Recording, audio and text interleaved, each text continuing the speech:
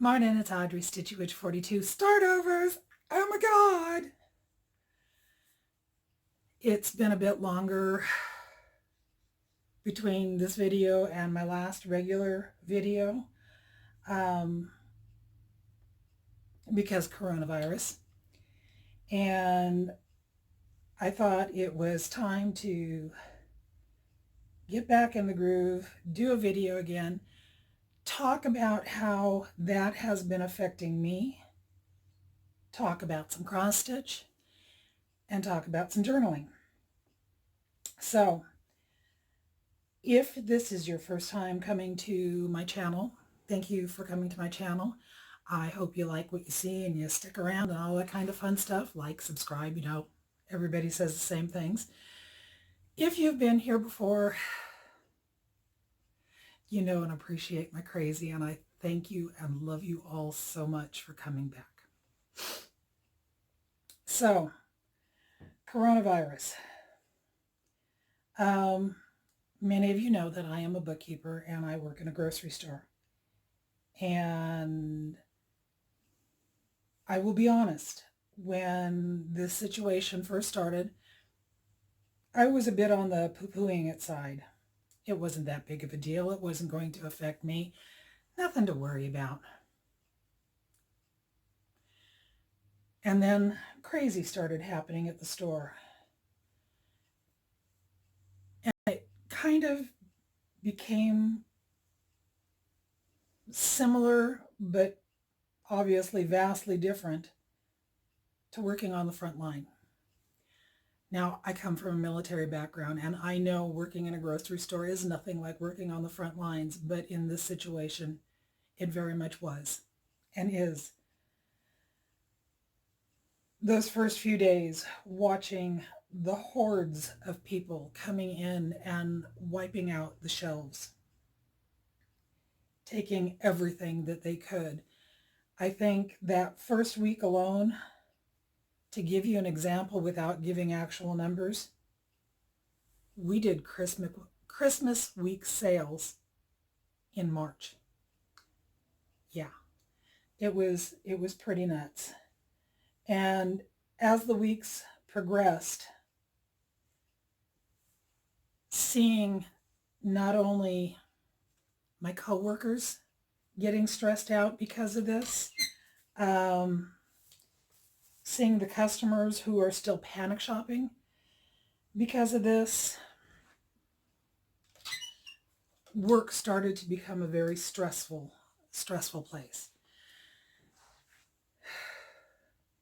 And on top of dealing with my coworkers' stress and anxiety, I was stressed because I work in a grocery store.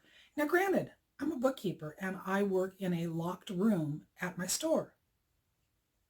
I'm probably one of the most protected people in the store because I'm in that locked room. But I still had to go out and deal with customers. I still had to go out on the sales floor every once in a while. That first week, I did have the lady come up to the counter and tell me that her son and daughter-in-law both had the virus. And in my brain, I'm screaming at her, what the fuck are you doing in my store? If you have family members that are sick, you shouldn't be here. I have no idea whether she lived with them, close to them, had just visited them, had licked their face, whatever. And that was kind of the start of my anxiety. And I've never been one to have a lot of anxiety. But that's where it started, because my fear was working with these idiot customers at my store and coming home and getting my husband sick. Didn't want to do that.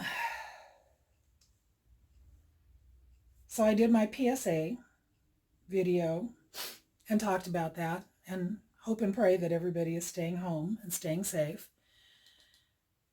But I continue to work, and I continue to watch my coworkers getting more and more stressed and feeling their anxiety.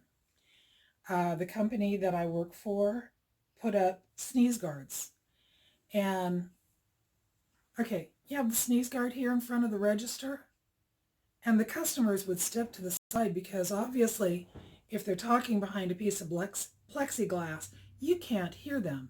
But if they're right here, you can. And having to tell people to please step behind the plexiglass. It's there for your protection and mine. They put the markers on the floor telling people how far to stay back. And we were constantly having to tell people, please step back to the next marker. You are too close. Please practice social distancing. Intercoms, reminding people to do social distancing, to stay 2 shopping carts away from another person. All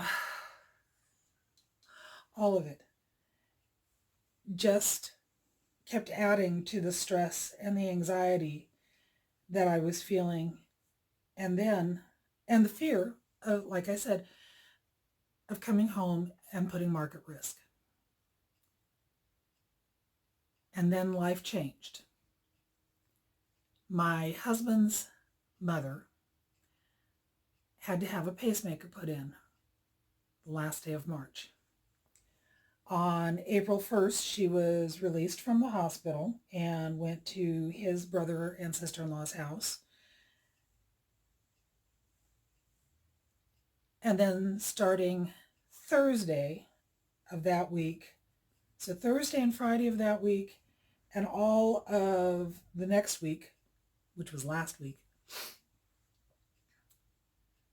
my 79-year-old mother-in-law, who has made it known from the very first day that she met me that she didn't like me, was at our house because she needed to have somebody taking care of her during the day because she wasn't at that time able to take care of herself after having a pacemaker put in.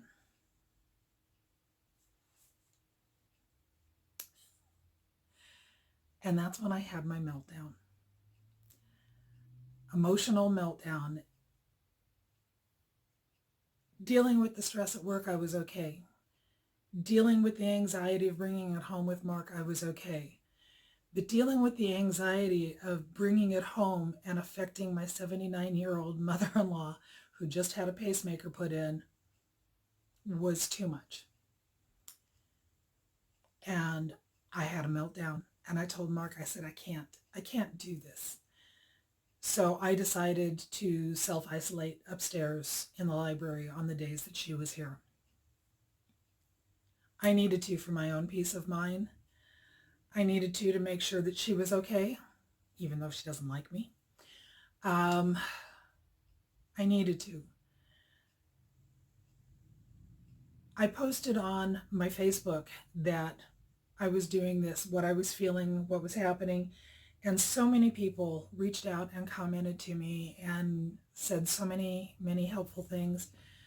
People reached out to me through Instagram and Messenger, and I want to say thank you to every single one of you that did. I can't even begin to name names because this last week has just been very emotional, very stressful, very anxiety-ridden. And I don't usually have stress or anxiety. I have been very blessed to not have to deal with those on an everyday basis. But this last week, it got to me. So this week, Monday, she went to her own home. Mark went over there, and it was my day off, and I got to sit here in my chair and have coffee and have my breakfast and a stitch on my floor stand here and to watch some television. And Monday was probably the first day that I felt peace in a couple of weeks. So, coronavirus, COVID-19. I never thought that I would be working in a battlefront, but that's what it feels like at the grocery store. Mark and I went and did our grocery shopping this morning at the local store here. They've got all the plexiglass up. They've got all the floor spots in place. They've got the one entrance open, and still watching customers going down the wrong aisles because everything is one way. And people going down the wrong aisles. And Mark made the comment, and he goes, I kind of see where you're coming at from the stress of being in the grocery store. Yeah. Yeah. But I did do some stitching, not a lot, while I was self-isolating upstairs. One of the people that I had watched was Bendy Stitchy, because I always watch Bendy Stitchy because she's my girl. And she had talked on her video about all of the free patterns that are available by the designers for this situation. And she had made the comment that she wanted to stitch hers all on one piece of paper, linen. And I liked that idea. So I borrowed it. I called Janine up at Acorns and Threads, and I asked her if she still had banding in her store, and she said yes. And I said, could you send me a piece? And so we decided how big of a piece I would need, and I bought 24 inches, 2 feet of banding. And then I went to Instagram because Michelle had told me on her videos before how to save images on Instagram. And then she, at some point, told me how to find those saved images, but that took me a bit to remember how to find them. And when I did, and I'm going to give you two hashtags because I generally use the wrong one. It's either hashtag Be Well and Stitch or hashtag Stitch and Be Well. There are a lot of the designs there, and I had saved those to mine, and I picked out 3. So this is my COVID-19 banding sampler. The top one is Lucy Bean. The middle one is Bendy Stitchy Designs. And the bottom one is Fox and Rabbit. So I just made it into a simple wall hanging. There's Lucy Bean. There's Michelle's. And that one is Fox and Rabbit. So this is what I was stitching on when I was upstairs self-isolating. Apparently it wants to be on the floor, and I'm leaving it there because I'm not bending over. The only other thing that there's 2 things that I stitched on. I'll show you the big one in a minute. The other one that I stitched on, this was going to be, or it was the piece that I was taking to work, but obviously with coronavirus going on, I've been leaving the store as quickly as I can because stress. So I haven't been working on this one at the store, but this is Blackbird Designs Blackbird. And I am stitching it on linen. I don't know what kind it is, wood smoke, I think. But I'm using $37.99. And I was having problems over here with this corner. Finally got that to match up the way it was supposed to be. So now I have to finish the vase, finish a flower down here, some leaves over here, and the bird up here in the center. And this one will be done. But when I work on it again, I have no idea because I think I've worked on this maybe one day in the past month. All right. We're going to talk about my love for Alphonse Mucha because I'm working on my floor stand. And I realize I have to pick up what I dropped because it's blocking my floor stand.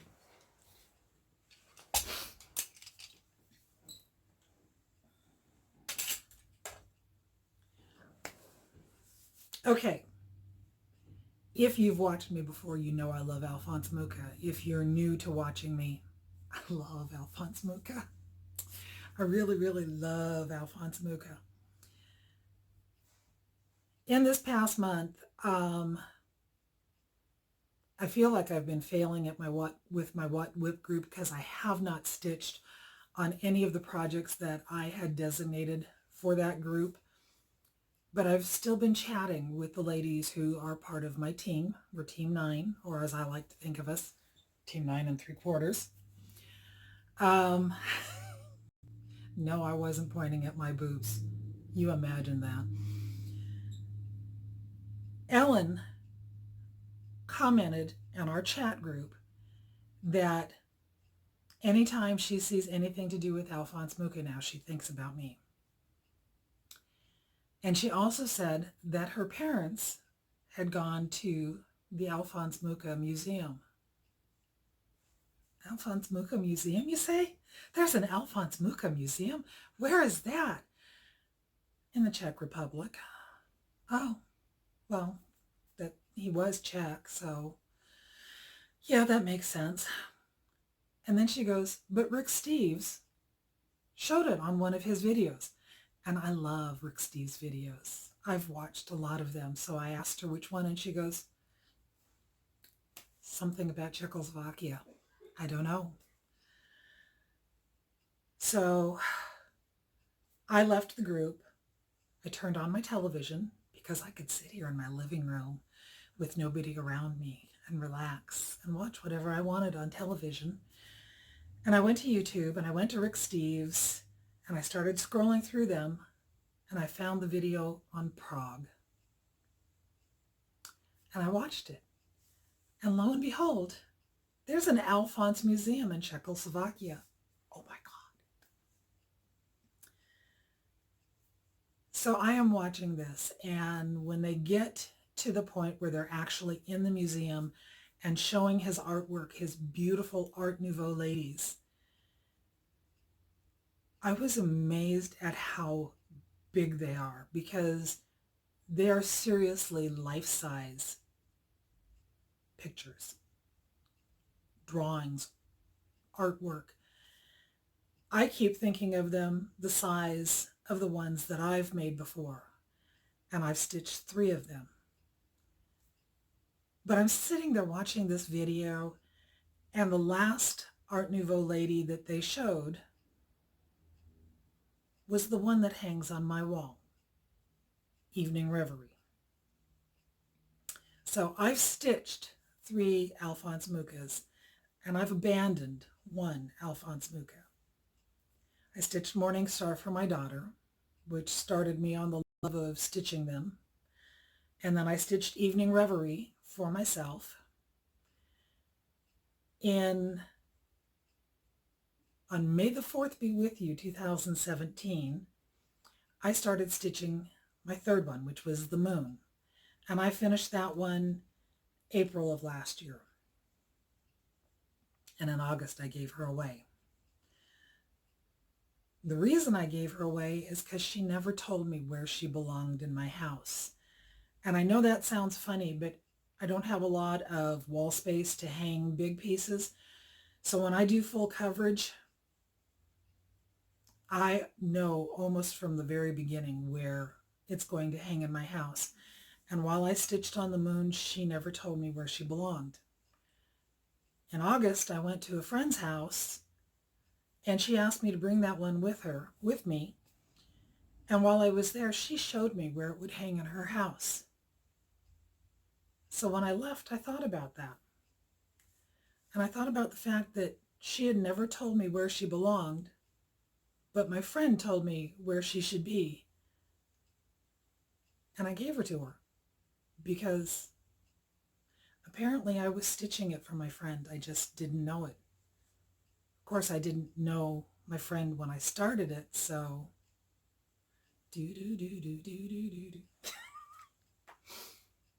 Last September, I started my 4th Alphonse Mucha. That's the one that I abandoned. I purchased it from an Etsy shop, and I'm not going to say which Etsy shop, but if you love Alphonse Mucha patterns as much as I do, I would stick with Mystic Stitch or Cross Stitch Collectibles because the quality of the one that I got from that Etsy shop, there was no detail. But that's okay because I'm still using the pattern, and I'll share more of that. March 22nd, I started technically my 5th Alphonse Mucha. It's going to be the 4th one that I actually stitch. I went back to Cross Stitch Collectibles and I found this lovely lady. She is Morning Awakening. She is the companion piece to the one that hangs on my wall over there. A lot of his Art Nouveau ladies he did in series, and this is Time of the Day series. Morning Awakens, Midday, Evening Reverie, and Night's Rest. The one that I did for my daughter, Morning Star, Evening Star, was a companion piece, but I have yet to find it, but one of my 2 favorite Mucha pattern makers, Cross Stitch Collectibles or Mystic Stitch. So, do you want to see what I've got done on her? I'm going to pause you for a second. I'm going to adjust my camera so that we can focus on what I've done. Hold on. Okay, camera's running and I can talk. This is approximately 10 days worth of work. I started it on March 22nd, and the way I usually stitch my Alphonse Muchas is I start up here in the top center and I stitch over to the left corner and I come back and I stitch to the right corner and then I snake my way down. But because of the abandoned Mucha, I decided that I needed to stitch the first page because I needed to see if the detail was there. So I started on this and I stitched on it pretty consistently for about 6 days, and I got the majority of this first page, and I think this line right here is the edge of the first page, and that's the bottom of the first page, because I wanted to see if the detail was showing up. And I kept looking at this. I kept looking at this picture here, and I kept looking at my Evening Reverie over on the wall to see how this one was comparing to that one. And I love this, and I will continue to work on it because this is showing the detail that I need to see. I am in love with her, and don't worry, I know exactly where she's going to hang. Hold on just a moment. I think she's going to be beautiful. I really, really think that she is going to be beautiful. I love Evening Reverie. I know that I'm going to love this one. It's got the same palette in it of the one that hangs on my wall. And that one was by Mystic Stitch. This one is Cross Stitch Collectibles. Again, if you're interested in stitching an Alphonse Mucha, those are the 2 places that I would recommend going. I won't name the place where I purchased it, the other one on Etsy, but the details weren't showing up on that one, and so it was abandoned. But the abandoned Mucha shows up in other places. And I think you know that I have been putting the pattern in my journals. I have been having so much fun making journals, and last week when I was self-isolating, I got 2 of them ready to send out in the mail. One was an order from a friend, and when I was making her journal, I started doing more collaging on the front and the back of them, which just kind of really, really intrigued me. And then I was finishing up another one. I was going to go to Melanie Smith's Pacific Northwest Prim Stitchers retreat next month in Boise. And obviously, because of coronavirus, it's been canceled. There was only going to be 15 of us. And she sent out an email when it was first getting started, she had sent out an email asking if anybody wanted to donate stuff to put in the goodie bags. And I had made some things to do that. And she had asked me if I would donate a journal as a door prize. Well, yes, I would be honored to do that. So when I started working on hers, I decided to do more collage on it because of what I had learned from doing the one that I mailed out to Kay. And when I was working on this one for the Pacific Northwest Prem Stitchers meetup, I was having so much fun. It just, wow, I can do so much more with that. Pictures of both those journals, the Dragonfly journal and the one for the Pacific Northwest Stitchers Prem Stitchers Retreat, are on my Instagram, which is also StitchyWitch42, and anybody can go look at my stuff because it's a public forum. So last week, I started working on another journal. Another friend of mine, and I'm not going to mention her name, she does videos. She had asked if she offered to buy one from me, and I offered to make it for her. She's got a significant subscription number coming up, and I'm not going to tell you her name. I'm not going to tell you what the number is because that's her story. But I was working on her journal, and I was having so much fun, and I started to get carried away that I had to stop and make a journal for myself because,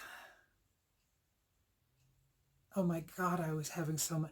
If I hadn't made another journal for myself, this one for her would be over the top. And it still might be, I don't know, because I need to get it sent to her so I stop playing with it, because I'm playing with my new one. And I keep adding to hers because, yeah. Anyway, this is the journal that I made for myself. I make these out of manila folders, and I think I've told you that. It's about 8.5 inches high, about 5 inches across the bottom. And with hers, with mine, I discovered Mod Podge for covering the front and back, which helps with the collage and not having edges that lift up. So I really, really like that. This is the front and back of mine. And one of the things that I like, because you can especially see it here, is I can see the paintbrush strokes from the Mod Podge, which I think just adds an extra detail to it.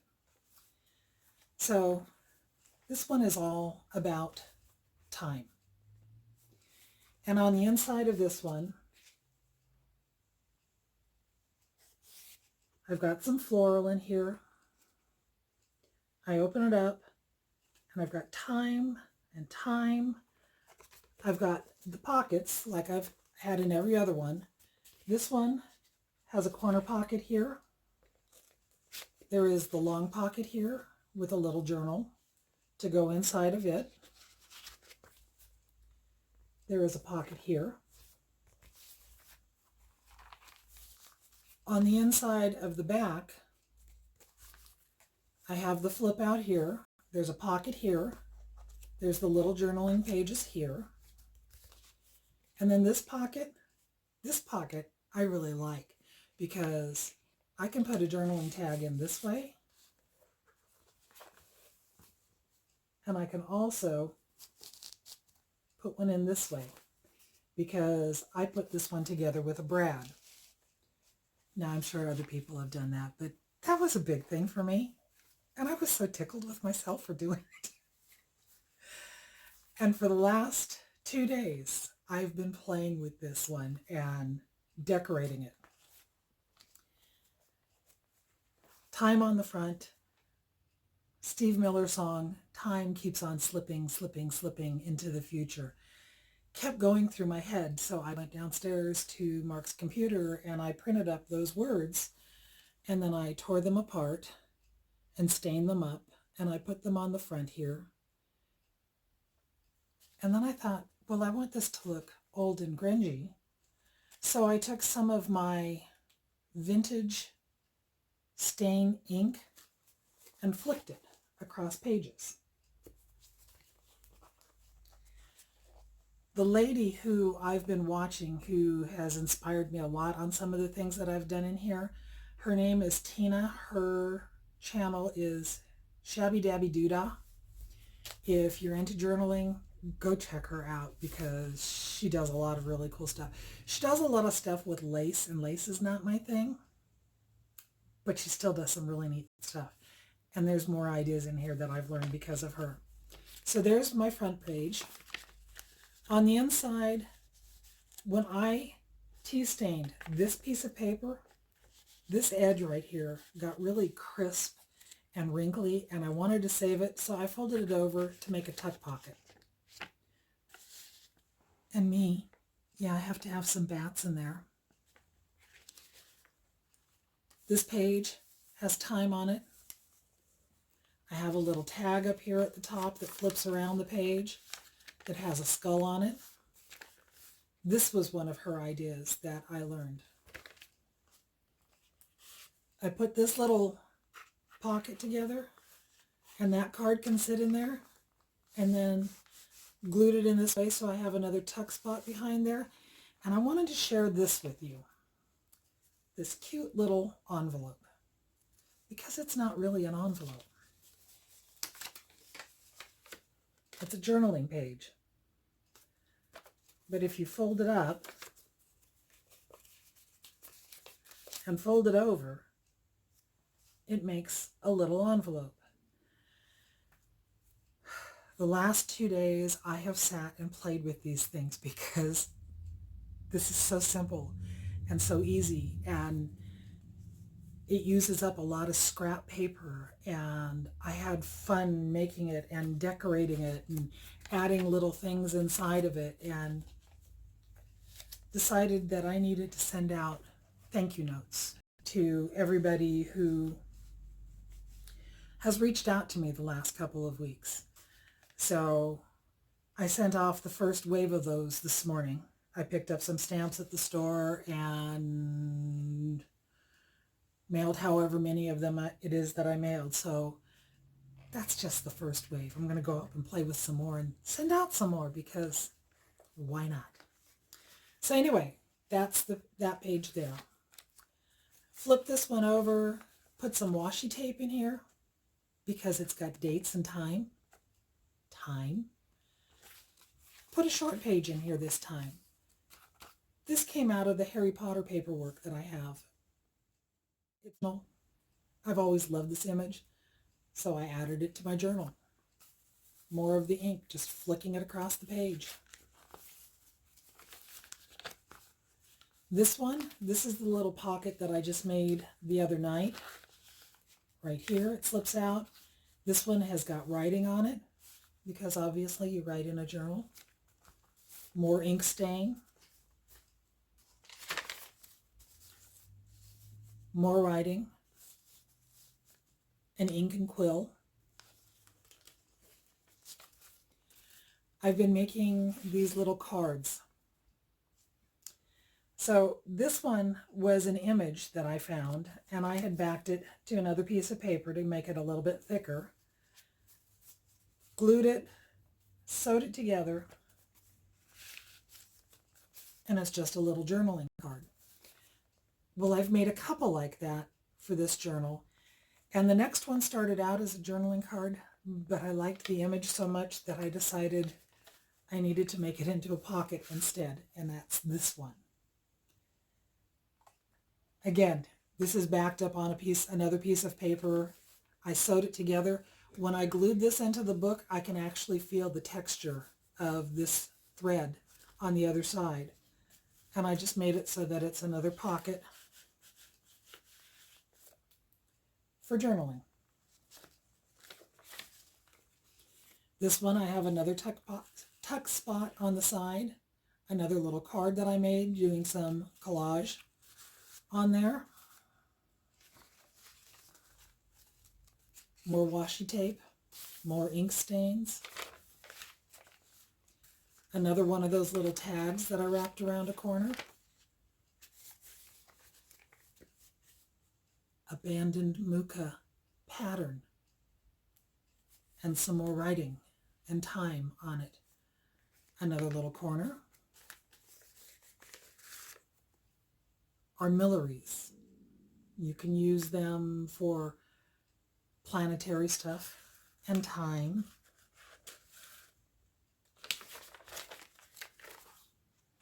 More time. What we need is time, right? And the last page, this one has been bugging me, but I think I know how to fix it. I just need to get into Mark's computer and play with it again because I can print from his computer. I can't print from my laptop. But anyway, this is the journal that I've been playing with because otherwise, the one that I would be sending to my friend for her giveaway would have been like this. It's close.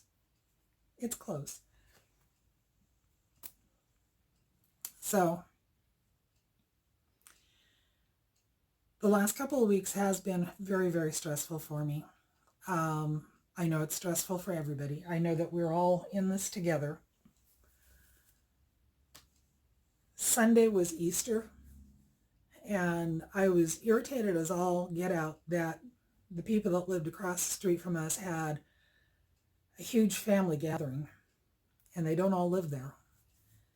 And I have not seen my granddaughters in a month. I know that the weather is getting nicer. I know that here in Oregon, the kids will not be going back to school until possibly the end of April. So I'm really hoping that everybody remembers to stay home and stay safe, even though the weather is getting nice and we all want to get outside and do stuff. Go outside, but keep socially distanced away from each other, because I'm afraid that if we all try to get back into doing things normally right now with the nice weather, that we could set ourselves back. And I don't want to see that happen. I don't want to see anybody I know be affected by this. That's all I have to share this time on my videos. I hope that you all stay safe. I hope you all stay home. Live long and stitch on, my friends. Bye-bye.